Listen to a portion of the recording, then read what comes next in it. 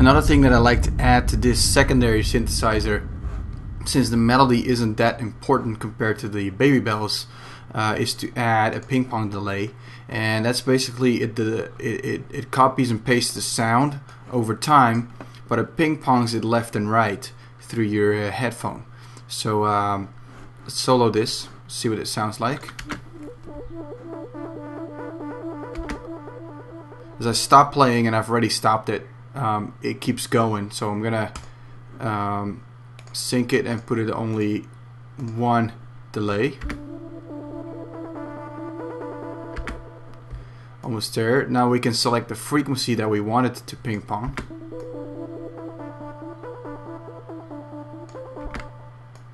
We're gonna take the dry wet and the feedback down.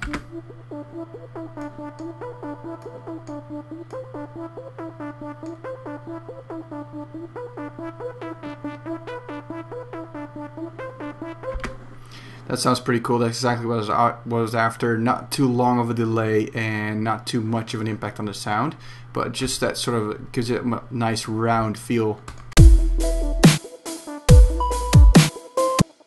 And I can take it back up to the -12 now that it's softer.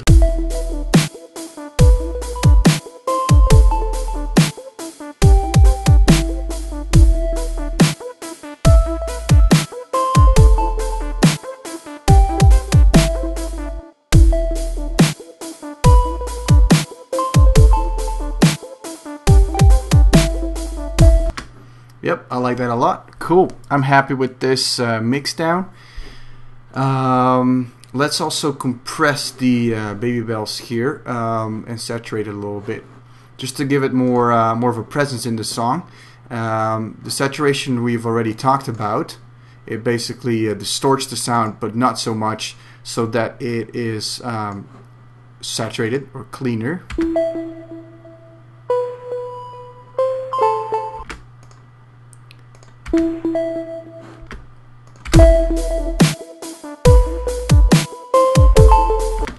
And now the volume levels just went up, of course, because of the drive, and the delay in this sound isn't sounding that great because there's a lot of differences in volume of the delay. So if I add a compressor that basically compresses the sound and makes everything the same volume without losing its timbre. Compression, you say? It ain't hard, man. It's like fast food. People want music like fast food. They don't want this culinary. They don't want those 5-star shrimpy. They don't. They want fast food. That's what it's. Compression, you say? It's like fries, man. It's a lot like fries. You take them, like you take the notes, the melody, the artist, the music label, the all that stuff, and you like compress them. And you gotta like do it with your heart, man. It comes from your heart. You gotta help me out, man. It's like a teamwork, man. You gotta come from the heart. Say and then that's like this process, and then what comes out, it's sort of like compressed. When you record instruments in a studio, you will quickly find out that some instruments are not as loud as other ones, especially vocals. To solve this problem, compressors have been invented. Basically, as the sound passes through the compressor stomps on the sound that is louder than a certain threshold and compresses it down. This way, everything that gets compressed down a little bit, and the space that is left over is now filled back up with the waveform, creating a louder track.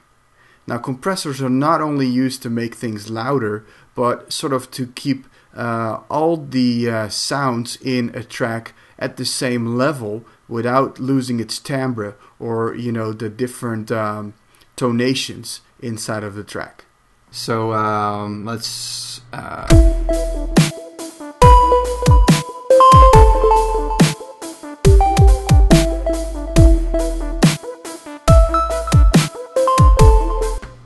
perfect. Now, as you notice, the sound got a lot louder without us actually changing the volume. So now we can take the volume down by maybe -4.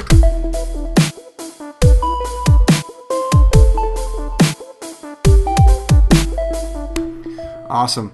All right, let's move on to the next one, and I think next up is wobbles.